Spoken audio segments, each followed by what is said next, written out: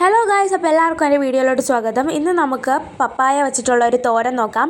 അപ്പോൾ അമ്മാമ്മയുടെ വീട്ടിൽ നിന്ന് നമുക്ക് കുറേ പപ്പായ കിട്ടിയിട്ടുണ്ടായിരുന്നു. അതിൽ നിന്ന് നല്ലത് മാത്രം നമ്മൾ തിരഞ്ഞെടുത്ത് അതിനെ കഴുകി ഫ്രഷാക്കി വെച്ചിട്ടുണ്ട് കേട്ടോ. ഇതിൽ കുറച്ചൊക്കെ പഴുത്തത് നമ്മൾ എടുക്കാൻ പാടില്ല. ഇതുപോലെ പിഞ്ചായിട്ടുള്ള പപ്പായ വേണം നമ്മൾ തിരഞ്ഞെടുക്കാനായിട്ട്.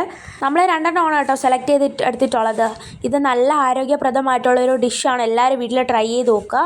നമ്മൾ ആ ഒരു പപ്പായ ഇതുപോലെ ചെറുതായിട്ടൊന്ന് വരഞ്ഞു കൊടുക്കുമ്പോഴത്തേക്കും ഇതുപോലെ കറ വരണം. അതാണ് അതിൻ്റെ ഒരു പരുവം എന്ന് പറയുന്നത്. പഴുത്ത പപ്പായയിൽ നമ്മൾ ഇതുപോലെ വരയ്ക്കുകയാണെങ്കിൽ ഇതുപോലെ കറ വരില്ല. അപ്പോൾ നമ്മളിതൊന്ന് മുറിച്ച് വെക്കാമെന്ന് തീരുമാനിച്ചിട്ടുണ്ട് കേട്ടോ.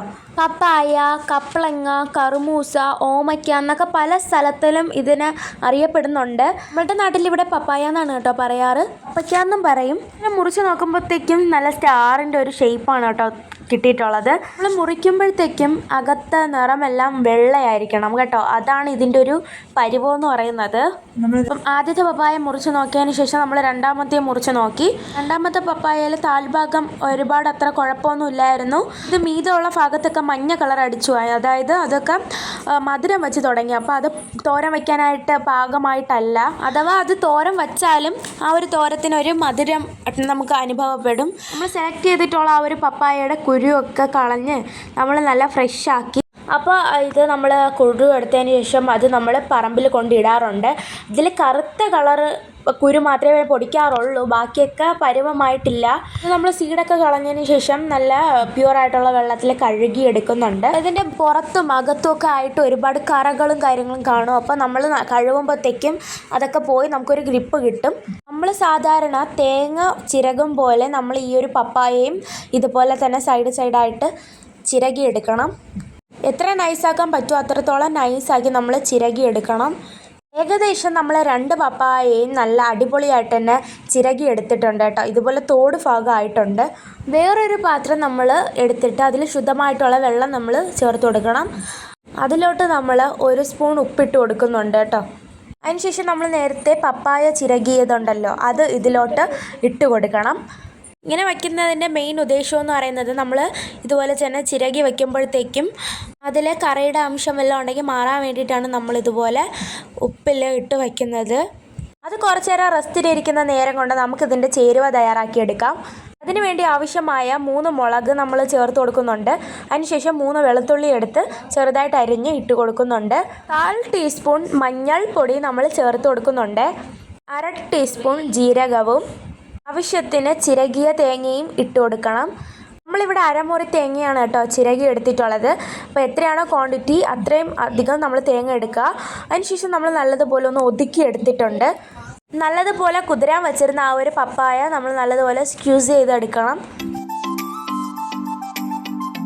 പൂർണ്ണമായിട്ടും അതിൽ വെള്ളം കാണരുത്. അങ്ങനെ മൊത്തവും നമ്മൾ സ്ക്യൂസ് ചെയ്ത് എടുത്തിട്ടുണ്ട്.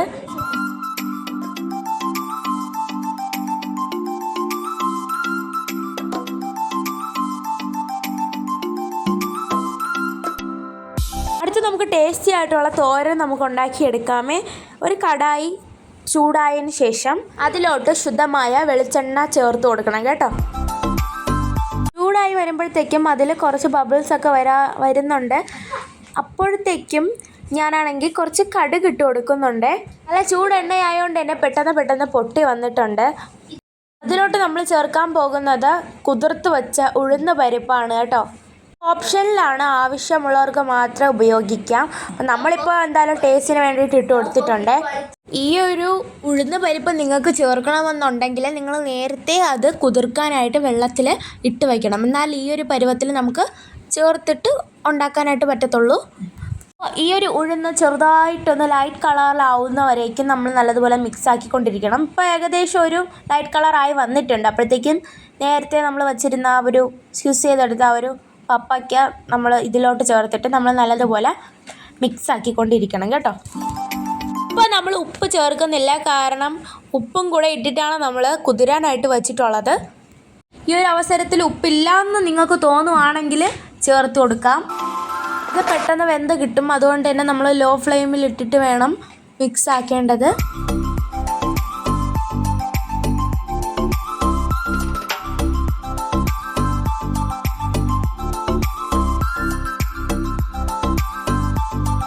ഏകദേശം നമ്മളുടെ ആ ഒരു പപ്പായ വെന്ത് വന്നിട്ടുണ്ട് കേട്ടോ. അപ്പോഴത്തേക്ക് നേരത്തെ നമ്മൾ മിക്സാക്കി വെച്ചിരുന്ന ഒരു ചേരുവ ഇതിലോട്ടിട്ടിട്ട് നമ്മൾ നല്ലതുപോലെ തന്നെ എല്ലാ ഭാഗത്തും ആകാൻ വേണ്ടിയിട്ട് മിക്സാക്കി കൊടുത്തോണ്ടിരിക്കണം കേട്ടോ. നമ്മൾ നേരത്തെ ഉപ്പിടാത്തത് കൊണ്ട് തന്നെ ഇപ്പോൾ ചെറുതായിട്ടൊന്ന് ഉപ്പിട്ട് കൊടുക്കുന്നുണ്ട്. നമ്മൾ കൈ എടുക്കാതെ നമ്മൾ നല്ലതുപോലെ തന്നെ മിക്സാക്കിക്കൊണ്ടിരിക്കണം കേട്ടോ.